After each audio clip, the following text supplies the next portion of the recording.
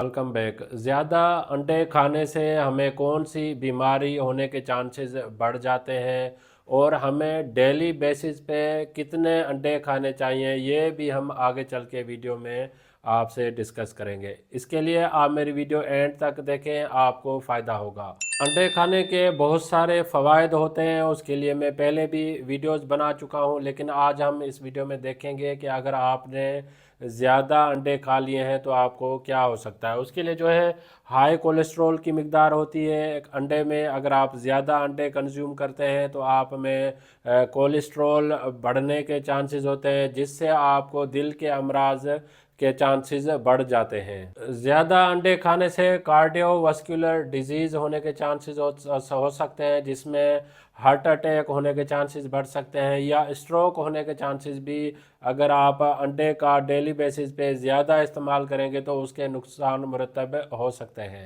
ज़्यादा अंडे खाने से आपका जो है वेट गेन भी हो सकती है, ओबिसिटी का शिकार भी आप हो सकते हैं, क्योंकि हाई प्रोटीन हाई कैलोरीज की मिकदार होती है अंडों में। अगर उनकी आप कंट्रोल नहीं करेंगे उनकी कंजप्शंस को, तो आगे चल के आपको ओबिसिटी के प्रॉब्लम्स भी फेस करना हो सकते हैं। उसके बाद जो है न्यूट्रिशन इम्बेलेंस, ज़्यादा जो है एग खाने से जो है आप प्रोटीन इम्बेलेंस होने के चांसेस बढ़ सकते हैं, क्योंकि हमारी किडनी के थ्रू फिल्ट्रेशन का अमल होता है। तो उसमें अगर हमारी बॉडी में प्रोटीन की मिकदार बढ़ जाती है तो हमारे गुर्दे जो है वो प्रॉपर तरीके से फिल्ट्रेशन का अमल नहीं कर पाते। इसके लिए हमारी गुर्दों पे भी असरात मुरतब होते हैं। उसके बाद जो है अदर्स रिस्क में जो है साल्मोनीला पॉइजनिंग हो सकती है, जिसमें ज़्यादा अगर कंटामिनेशन होने के चांसेस हों एग में तो उसमें जो है फूड पॉइजनिंग होने के चांसेस ज़्यादा होते हैं, या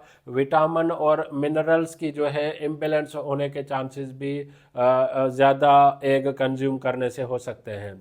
ये तो हमने कुछ रिस्क आपसे शेयर किए हैं। अब देखते हैं कि हमें डेली बेसिस पे एक हेल्दी इंसान को कितने अंडे खाने चाहिए। अगर आप यंग हैं तो आप at least 1 to 2 egg per day आप कंज्यूम कर सकते हैं। अगर आपको कोई डायबिटिक डिजीज़ है या कार्डियक डिजीज़ में मुब्तला है तो आप एटलीस्ट 2 से 3 अंडे जो है हफ्ते में एक बार जो है वो खा सकते हैं। उसके साथ जो है आप अपनी बैलेंस डाइट को भी मैनेज करें। बैलेंस डाइट के साथ अगर आप हेल्दी फूड्स खा रहे हैं, हेल्दी फ्रूट्स खा रहे हैं, और उसके बाद जो है आप अपनी डाइट में जो है रेगुलर बेसिस पे जो क्वांटिटी मैंने आपसे शेयर की है वो अगर आप कंज्यूम कर रहे हैं तो आप बहुत सारी डिजीज़ होने से बच सकते हैं। अगर आप ने ज़्यादा एक कंज्यूम कर लिए हैं या आपको इन डिजीज़ होने के अगर रिस्क हैं तो आप अपने हेल्थ केयर प्रोवाइडर से भी मशवरा ले सकते हैं।